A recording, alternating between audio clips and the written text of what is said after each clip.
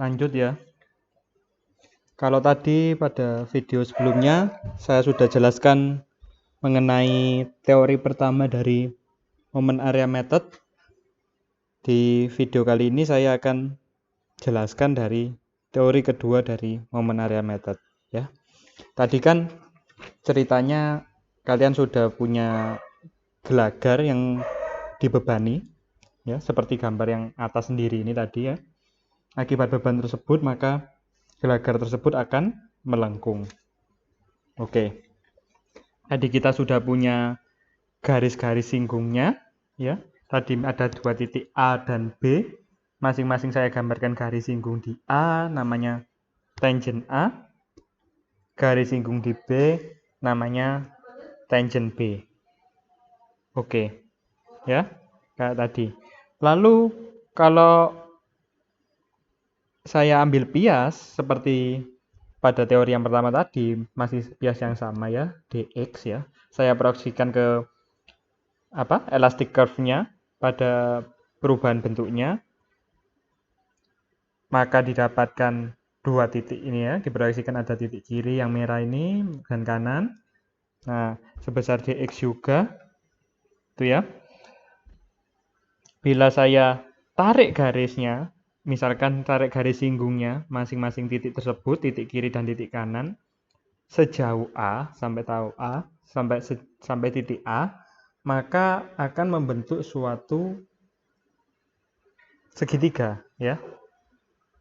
Membentuk suatu segitiga di mana dari 2 garis singgung tadi pada teori yang sebelumnya akan membentuk sebesar d theta. Betul. Ya.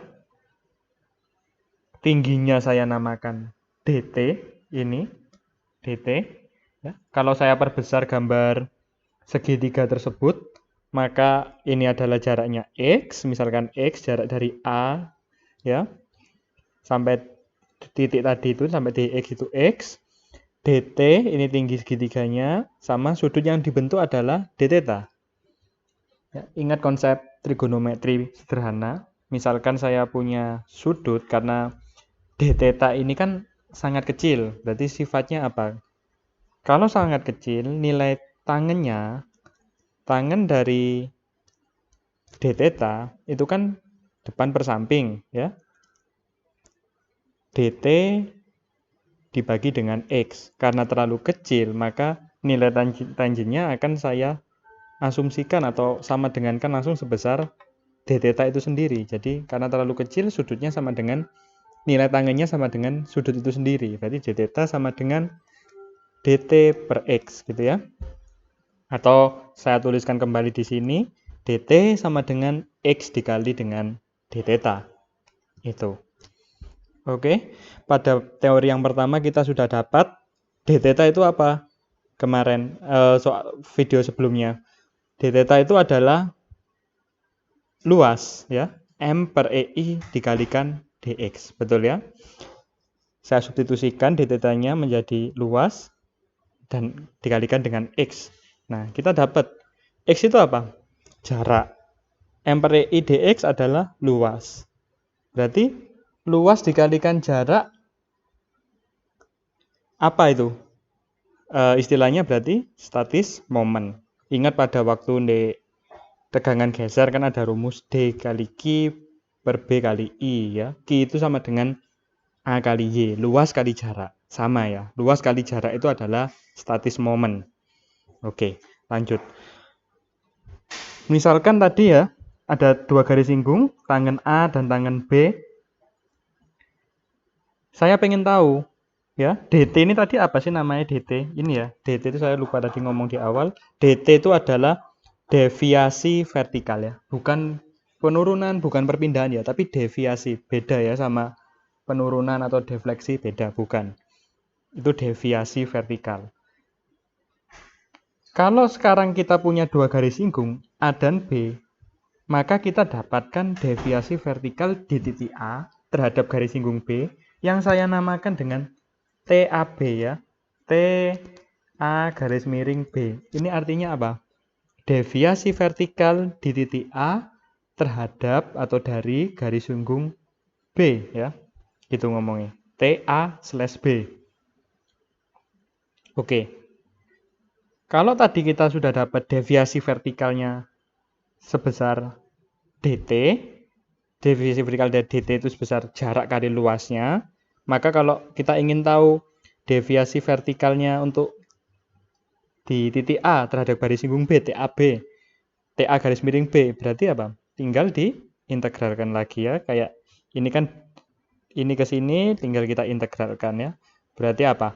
Integral dari titik-titiknya yaitu dari A sampai B batasnya dikali X, dari X dikalikan dengan M per I dx.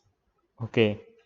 M per I dx itu apa? Luasan. Jadi di soal atau di teori pertama kita dapat apa? Kita punya diagram momen. Diagram momen tersebut kita bagikan EI namanya M per EI. Luasan M per EI dx, luasan sejauh A dan sampai B ya. Ini berarti luas yang saya arsir warna biru itu. Lalu dikalikan dengan X. Oke. X ini apa sebenarnya? Jarak. Jadi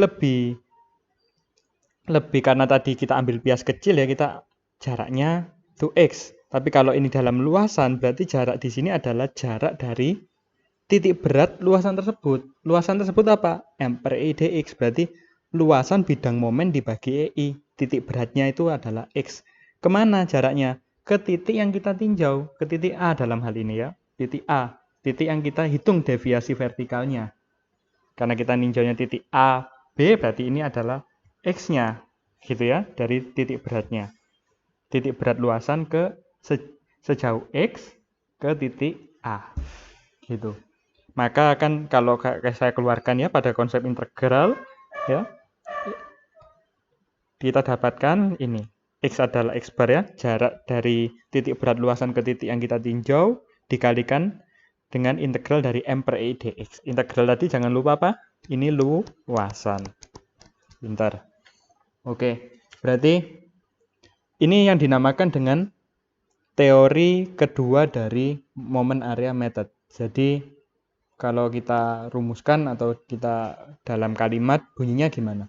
Berarti deviasi vertikal di titik A terhadap garis singgung di B ya, TAB maksudnya, deviasi vertikal di titik A terhadap garis singgung di B, TAB, TA garis miring B adalah sebesar statis momen. Statis momen tadi apa? Luas kali jarak. Sebesar bidang momen ya dibagi EI antara titik tersebut, antara apa? A dan B ya. Antara A dan B dikalikan dengan jarak pusat beratnya, jarak titik pusat beratnya ini X bar ini ya, titik titik beratnya bidang momen tersebut terhadap di mana deviasi ini dihitung kemana jaraknya dari titik berat ke A ya kalau TAB ini, karena kita ninjaunya adalah di titik A terhadap garis singgung B.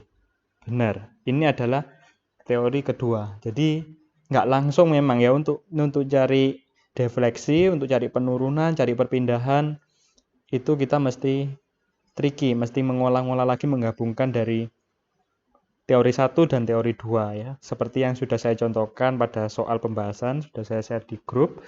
Untuk perjanjian tandanya juga bisa dipelajari ya, itu juga bisa di logika kok sebetulnya. Jadi untuk yang terpenting apa di sini? Untuk moment area method ini adalah kalian bisa menggambarkan garis singgung dari suatu titik. Ya.